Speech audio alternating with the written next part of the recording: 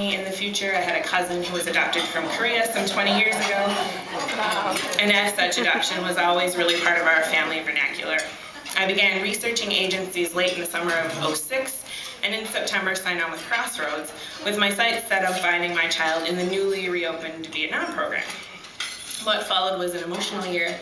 Like many families in that program, I spent months waiting for it to take off, to no avail. I kept fairly detailed journals during those months, and I've sincerely vowed not to let my daughter read them until she's much, much older and wise enough not to judge me for the manic ups and downs that my written ramblings convey. That was, though, the norm for many families involved with Vietnam, not just myself and not just with Crossroads, really across the spectrum. And I don't think it was necessarily a reflection on the families or the agencies. It was simply a product of an overwhelmed program that was wrought with many in-country problems. So while my spirit was dampened some 12 months later after waiting for my child, my faith in the fact that I was meant to be a mother remained. As the one-year mark approached, with the guidance of my social worker, Myrna, who was unbelievably saintly and patiently endured my anxious mood swings, I reevaluated my options. And it was at this point that I revisited the issue of race. I would be lying if I told you that I immediately was open and felt prepared to parenting an African American child. I certainly worried what people would think. I worried about racism. I worried that I myself might never be colorblind, because that's what I thought was required to be an ideal parent in a transracial family. Thankfully, I realized that awareness of color and of race is not only a good thing, it's a critical thing, regardless of the racial mix of your family. So I thought about myself, my values, my perspectives, and knew instinctually that I was in fact fully prepared to parent a child of any race. And with that, I updated my home study and switched gears to domestic adoption. Literally 6 weeks later, time stopped and my life changed. On November 16, 2007, at a quarter afternoon in a hospital in Utah, I first held in my arms a tiny little baby. Just over 6 pounds, a head full of dark hair, soft mocha-colored skin, tiny fingers and sleepy eyes. She was quiet and calm, and holding her warmed me all over, calming my restlessness and bestowing upon me a blessing like no other. The baby was placed in my arms by a woman whose physical features and temperament matched that baby's to a T.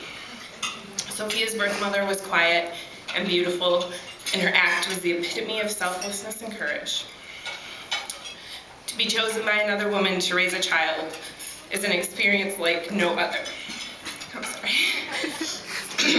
This woman, whom I barely know, trusted some intangible internal instinct, looked at her beautiful daughter, looked me in the eyes and said, "I choose you, and I'm not going to change my mind." If I wouldn't have been holding a newborn baby, I very likely would have fallen to my knees at that moment. But thankfully I was holding the baby, so I stayed standing. I've never been as humbled or felt as unworthy of an honor in my life. I distinctly remember thinking, I'm a flawed human being. There's no way I'm worthy of this gift. I was never afraid of being a parent, of bonding with my child, of meeting her basic needs, of loving her completely and wholeheartedly. But in that moment, I was afraid of somehow disappointing this woman who was putting so much faith and trust in me. I was some white girl from the Midwest that she'd only met a few hours before. Thankfully, that fear for me was momentary, but it's something I reflect on regularly as a way of just making sure that I'm the best parent I can possibly be. 2 days later, I found myself walking out of that Utah hospital with this beautiful baby in my arms and memories of her courageous, selfless birth mother etched onto my heart. My life, my spirit, and my perception of my role in this world were forever changed. Much of those first few days was spent staring at this tiny little creature named Sophia. I'd spent a year preparing to bring home a child who was about a year old, so I'd never dreamed I'd meet my daughter for the first time when she was 10 minutes old, and then spend almost every minute with her from that point on. It was an unexpected gift, and I quite literally treasured every minute with her. I still do. I flew to Utah, a single 30-something woman, somewhat naive, giddy, scared, excited, nervous, optimistic. I left Utah, a single 30-something woman with a baby who was somewhat naive, giddy, scared, excited, nervous, and optimistic. In many ways, I'm still all those things, especially as it relates to being a single, working, adoptive Caucasian mother to a beautiful, smart, captivating, African-American toddler. And she is just that. Sophia is magnetic. I try hard to be an intentional parent, to revel in her daily activities as well as big milestones, to raise her in a positive, encouraging environment, to have fun with her and surround her with love. I work hard to fulfill the promises I made to her birth mother, whom I think about every day, remembering our time together with thoughts of awe, gratitude, love, and hope. Our relationship at this point is considered semi-open. I regularly send her letters and pictures. Lots of pictures. I hope someday that we'll have more contact. The past 24 months have left me more convicted than ever that openness in adoption is not something to be threatened by or to be afraid of. I would love to know more about Sophia's birth family and to have more direct contact with them in the future. I can only hope this comes true.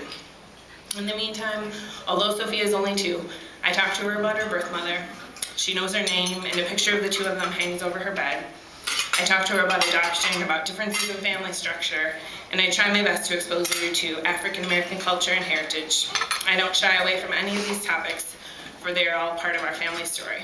They're not scary, they're not intimidating, and that's the message I try to send most strongly whenever I'm talking to a family considering adoption. I also try to emphasize what a privilege it is to be an adoptive parent. It's not a right, it's not something to be taken for granted. It's a relationship to nurture, to respect, and to fight for. I'll leave you with this. A few months ago, on Sophia's 2nd birthday, that's her 2-year picture, I wrote a blog entry that ended with this sentiment, one that I believe in with every ounce of my being, and one that I believe applies not only to my child, but to all adopted children. Sophia is an undeniably perfect mix of nature and nurture, of biology and environment. She is perfectly Sophia, a child who is loved by many, most notably by both of her mothers. If there's any lesson or takeaway that our family story can impart upon you, it is that transracial families are beautiful, and that race matters and is something to be celebrated, that when it comes to nature and nurture, it's not an either-or proposition. They both work together, usually but not always harmoniously in the lives of our children. And that the history of our adopted children, no matter what it is not something to be afraid of. It's something that should be discussed and nurtured and celebrated. For it's the collective whole of this information that tells the real story of our children and of our families. Thank you for listening.